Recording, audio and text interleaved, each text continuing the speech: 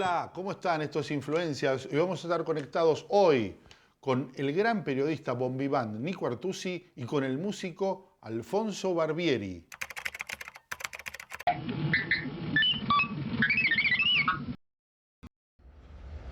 Nico Artusi, periodista, conductor y sommelier de café, trabajó y trabaja como conductor en radio y TV.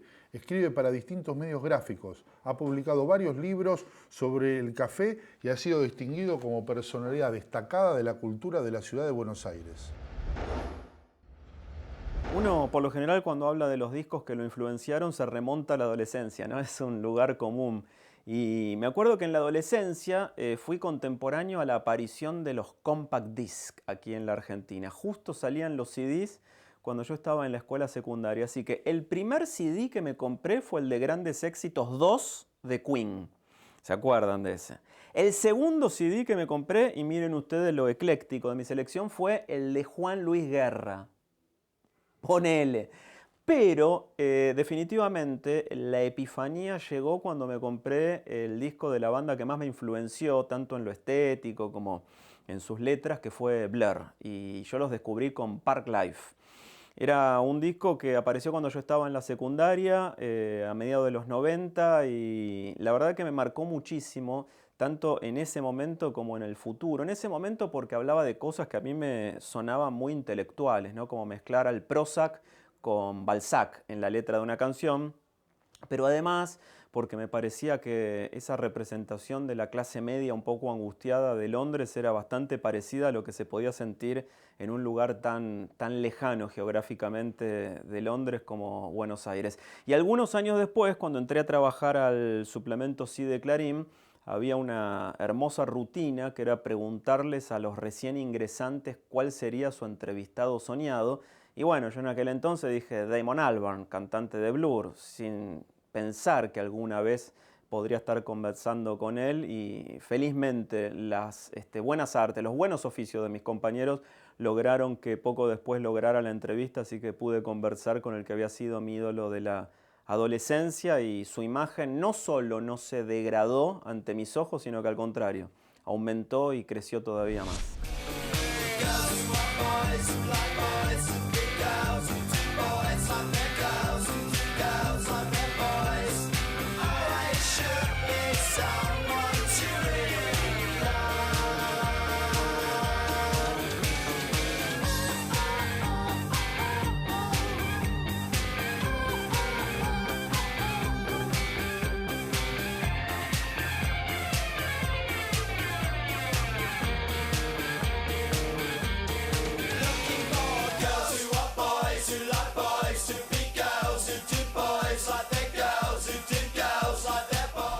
Parklife se editó en 1994. Desempleo sería la traducción al español. Es la crisis que vivía Inglaterra a mediados de los 90.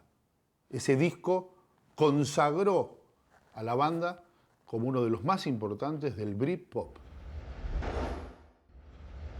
Muy probablemente una película que me marcó muchísimo fue Vértigo, la película de Alfred Hitchcock. Una película, bueno, primero porque Hitchcock es, por esta película y por muchas otras, mi director favorito, pero además porque representa la idea de la obsesión llevada a la pantalla grande de una manera absolutamente magistral. Es la historia de un policía interpretado por Jimmy Stewart, que era siempre el bueno en el cine clásico de Hollywood, que se obsesiona con la imagen de una mujer interpretada por Kim Novak, que muere y revive.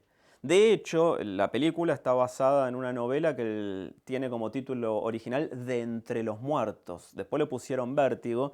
Pero no solo fue la influencia más perdurable que tuve en mi joven experiencia como espectador, sino que además la vi muchísimas veces, muy probablemente haya sido la película que más veces vi, y hace muy poco en un viaje por Nueva York me di cuenta que en un cine la estaban exhibiendo en pantalla grande. Nunca había tenido la ocasión de verla porque es una película del año 58, y aún a pesar de tenerla en cassette, en DVD y en Blu-ray, la fui a ver al cine y lloré como si no lo hubiera visto nunca, porque claro, la experiencia de ver algo así, semejante portento, en una pantalla tan grande, hizo que para mí se me revelara auténticamente bautismal y novedosa.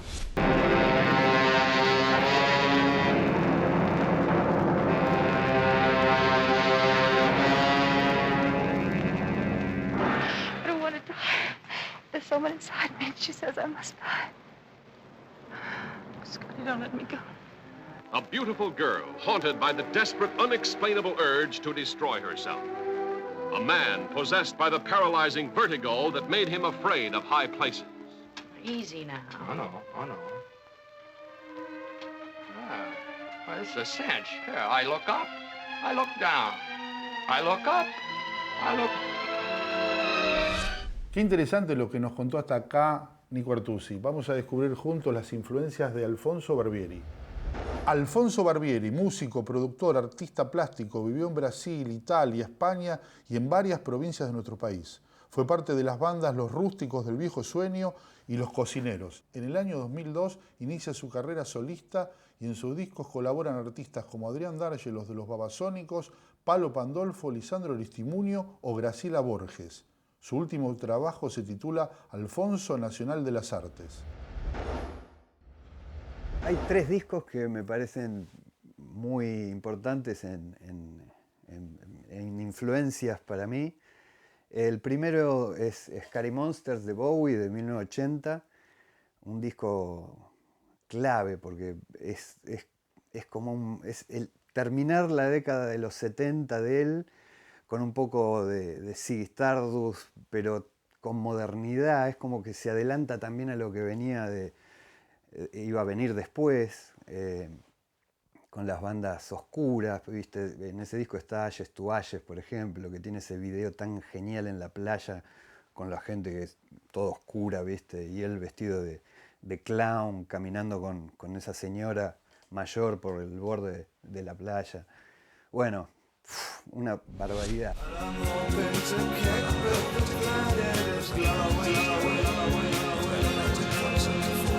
Ashes to ash and funk to funky. We know Major Tom's a junkie, strung out in heaven's high, hitting an all-time low.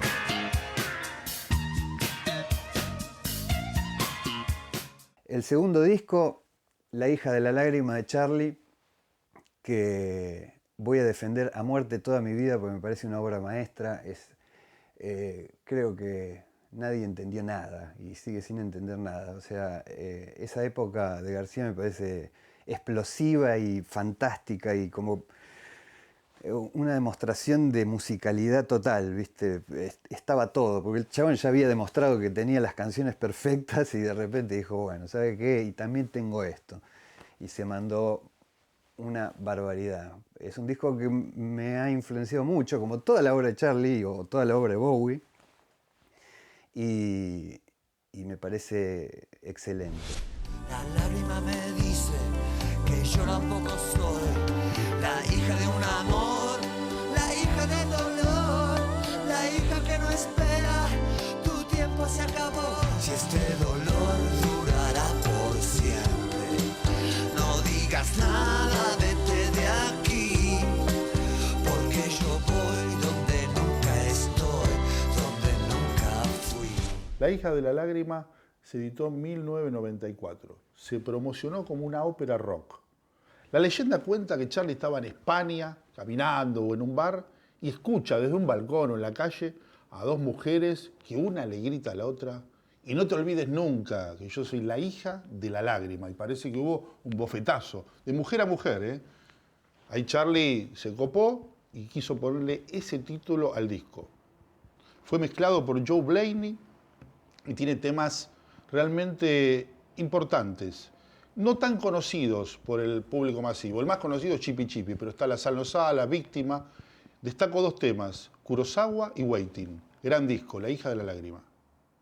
Y el tercer disco es Purple Rain de Prince, que, bueno, de chiquito, por mi hermano,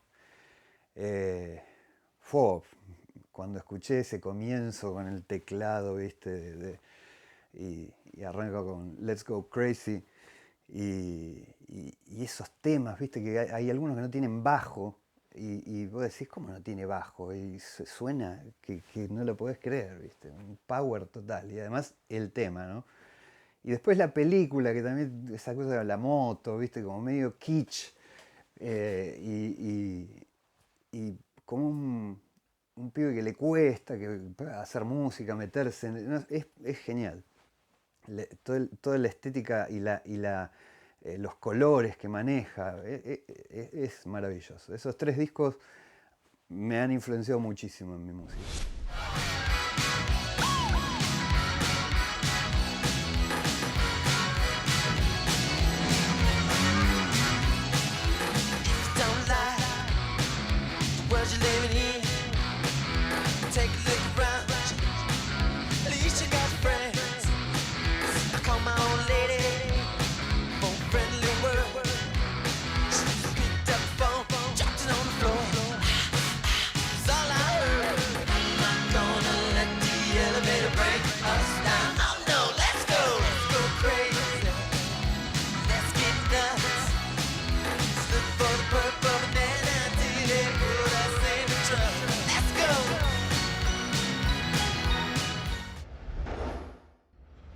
Tengo que decir que Vértigo es la película que más veces vi, muy probablemente Lolita sea el libro que más veces leí o del que tengo mayor cantidad de ediciones. No soy coleccionista de nada, pero sí de las cosas que me gustan tengo unas cuantas versiones. Por ejemplo, la primera edición en inglés de Lolita o la primera edición en español de Lolita o la primera edición que salió después del estreno de la película de Stanley Kubrick, que viene con una faja donde se ve un fotograma de la película.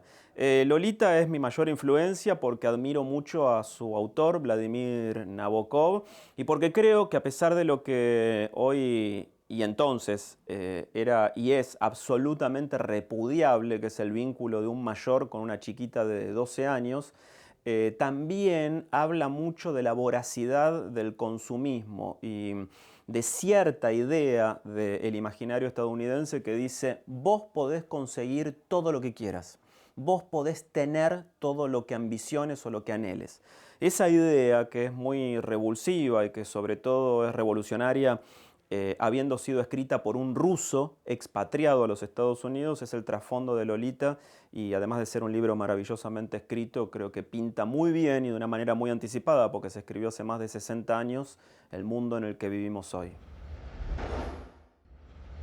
Bueno, una canción que para mí es muy importante es Tazas de té chino, de Don Cornelio y la Zona, de Palo Pandolfo.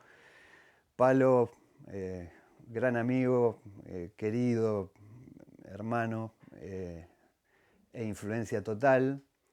Fue el primer tema que saqué, el primer tema de rock que saqué de muy chico, allá por el 87, en el piano, el riff, ¿no? El do, di, da, do, do. Y aún hoy me sigue emocionando porque toqué con Palo muchos años y como músico de Palo, y cuando tocábamos esos temas de ese disco era sensacional, muy impactante, ¿viste? Fue toda una época hermosa. Y la letra además. Y voy a relacionarlo con algo de los discos que dije antes. Cuando dice antiguo Kalimba, antiguo Kalimba, Palo era muy fanático de Charlie también. Y me hace acordar en algo a García. Cuando dice antiguo Kalimba, no sé, yo lo relacioné desde siempre, ¿viste? Bueno, ahí hay todo un parentesco con las influencias. Aguante Palo. Una viola hago, tocando y tocando.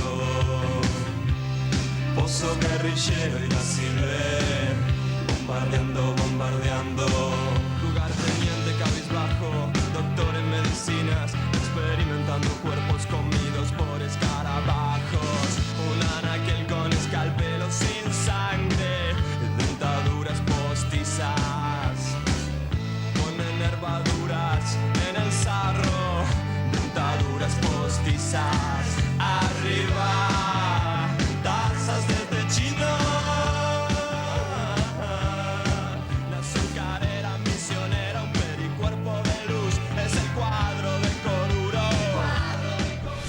Una vitrola a gogo, tocando y tocando. Tazas de té chino, mítico tema, del primer grupo del queridísimo Palo Pandolfo, Don Cornelio y la Zona. Pintaba mucho la escena dark en ese momento y él lo transmitía de maravillas en este gran disco.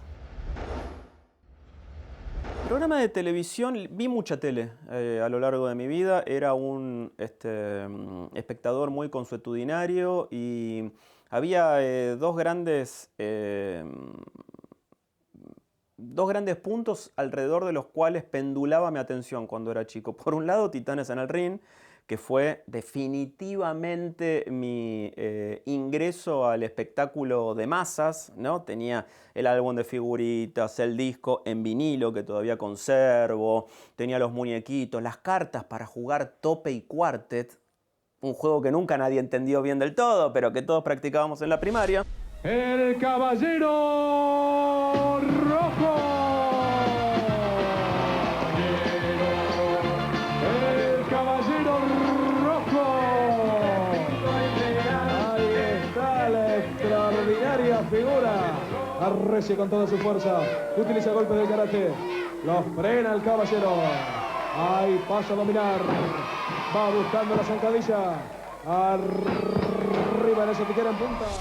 Y de Titanes en el Ring me iba a Mesa de Noticias, lo cual creo que de alguna manera fue una influencia todavía más perdurable porque no me hice luchador de catch, pero sí me hice periodista, como los que estaban en Mesa de Noticias, porque pocos recuerdan que la mejor sitcom que tuvo la Argentina, que fue Mesa de Noticias, transcurría en una redacción, que los personajes eran periodistas y que ahí ya se mostraba la incierta y a veces irreal vida a la que nos entregamos quienes vivimos con, para y de las noticias. Así que te diría que aún más que Titanes, aún más que Karadagian, Juan Carlos Mesa y su Mesa de Noticias fue mi mayor influencia televisiva. Realmente estoy muy... No es para tanto, Juan Carlos. No, ¿cómo lo va a ser para tanto? Realmente Señor, es una... ¿por qué no le mostramos el cantito que yo hice grabar para la selección? Sí. Hay alguien que está enterado de cómo es esto para hacer una evaluación, sos vos. Mirá si te van a hablar a vos de cantitos. Esta es una cosa muy original que se le ocurrió a mí. Rosales. Es mía la idea. A Rosales. Ahí está. Vamos con la brava selección de los campeones. Salten todos con gran movimiento y griten contentos a todo pulmón. ¡Qué gol! ¿Vos me invitaste para cargarme, Juan Carlos? No, Caloy, por favor. Tengo, por supuesto, muchísimos cantantes que me encantan, pero puedo elegir ahora algunos, como, no sé, Nina Simone, Robert Smith, Eduardo Mateo, gente que a veces incomodaba en la forma de cantar, ¿viste? Como que marcaron, como que a la primera escucha decían, ¿qué pasó con este? Y Robert Smith me parece increíble, además por el parentesco y la influencia en Robert Smith de Bowie también, ¿no? Como en esa especie de continuidad que le dieron al Bowie también en un punto de Scary Monsters de esa época, de la oscuridad y todo eso, y cantar temas mega recontra el palo con esa voz así de ultratumba y medio andrógina. Los vi en vivo en el 2013 cuando vinieron a River y no lo podía creer, el tipo con la edad que tiene cantando como cantaba, ¿viste? Y como canta, como sigue cantando, es un animal.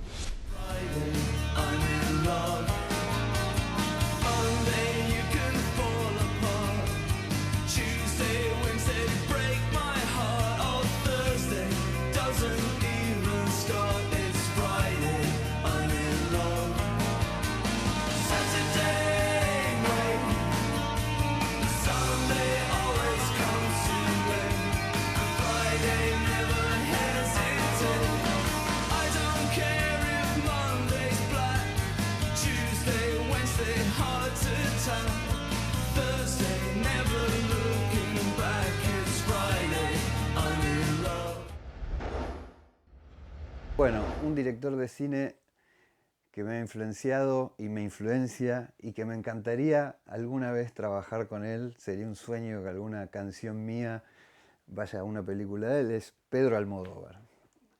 Lo amo, me parece maravilloso. No puedo ser objetivo con ninguna de sus películas. O sea, me gusta todo. Me gusta su etapa kitsch, su etapa dramática. Me gusta cómo filma, me gusta cómo escribe. Me gustan los colores que usa, me gusta cómo plantea el mundo. Soy muy fanático de Almodóvar y aguante Pedro, es lo más Almodóvar. Me parece que deberían ver más Almodóvar algunos cineastas. Oye, no, nada de taparle. Desfigúrale toda esta parte de la cara. A mi niña no le desfigura nadie la cara mientras su madre esté aquí va a estar delante. mucho más guapa. Mamá, por Dios. Venga, ¿Pero ponle qué es todo esto? ¿Un desfile de modelos o una sesión de cirugía antiestética? Esto es una matanza, señora. ¿Una matanza? ¿Es usted don Francisco Montesinos? Sí. ¡Ay, qué bien! Qué ordinario es. Señora, que la oigo. Por eso le he dicho. Es que quería hacerle una entrevista. Mañana mismo No le me haces entretengo una entrevista. nada. Tía, por favor, ¿todavía estás así? No le entretengo, solo un minuto. Sí, venga, ¿qué pasa? La primera pregunta es que a ver por qué le ha puesto usted a este desfile, a ver por qué le ha puesto España dividida. Pues porque este país ha estado siempre dividido en dos. Angelita, todavía estás así. No te has vestido. Vístemela pronto, después me das a mí. Pedro Almodóvar, el gran director español, más de 25 películas, 2 Oscar, varios Goyas y pelis mitológicas. Pepi, Lucy, Ivonne y otras chicas del montón. Laberinto de Pasiones, que actúa nuestra compatriota Cecilia Roth. La Ley del Deseo. Matador. ¿Qué he hecho yo para merecer esto? Mujeres al borde de un ataque de nervios. Todo sobre mi madre. Tacones lejanos. Átame. Impresionante toda la filmografía de este gran director Pedro Almodóvar. Muy probablemente cuando me preguntan cuál serie me ha influenciado o cuál se ha convertido en un capital para mi vida como espectador, te diría, en ese caso, Breaking Bad. Me parece que es la parábola perfecta, no de un hombre que se vuelve malo, sino de un hombre que descubre que era malo y no lo sabía. Si podemos hablar en términos de bondad y de maldad, ¿no?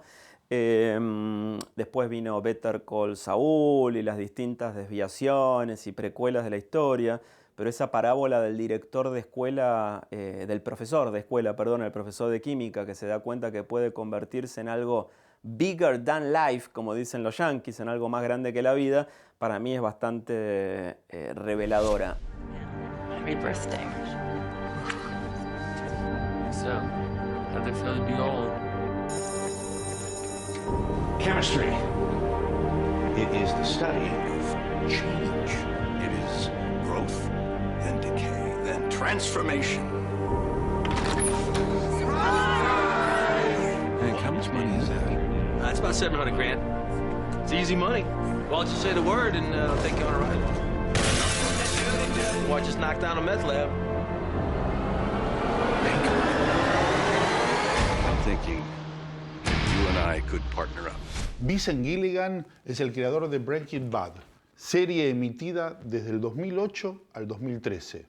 Es de las más puntuadas en el libro Guinness por todos los críticos. Stephen King la elige como la serie más importante de toda la historia.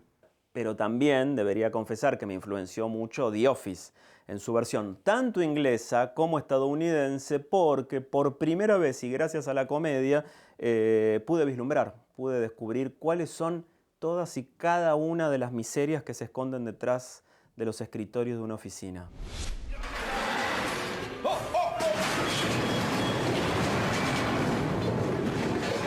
Habrá que llamar para que lo recojan. Nosotros tenemos que limpiarlo. Me siento afortunado.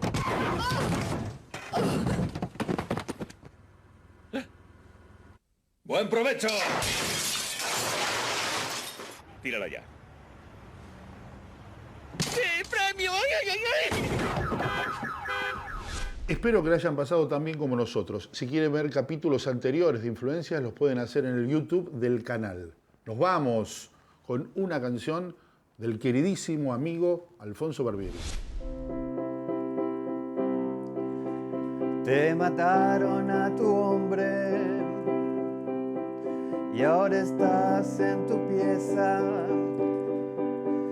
con con el mate y la ginebra, con el alma partida y el retrato de Eva, con el cadáver embalsamado en tu fútil entrecejo. ¿Qué le vas a hacer, hermana? Esto es una novela, solo un poco, digamos, la mitad de un barajo. Le importan las reglas, las reglas, las reglas, las reglas, las grelas. Tenés toda la noche para leer el libro y la vida que sigue. Y en la vida no hay coraje, ni heroísmo, ni desafío. A veces solo hay destino. Tenés toda la noche para leer el libro y la vida que sigue. Y en la vida no hay coraje, ni heroísmo, ni desafío. A veces solo hay destino.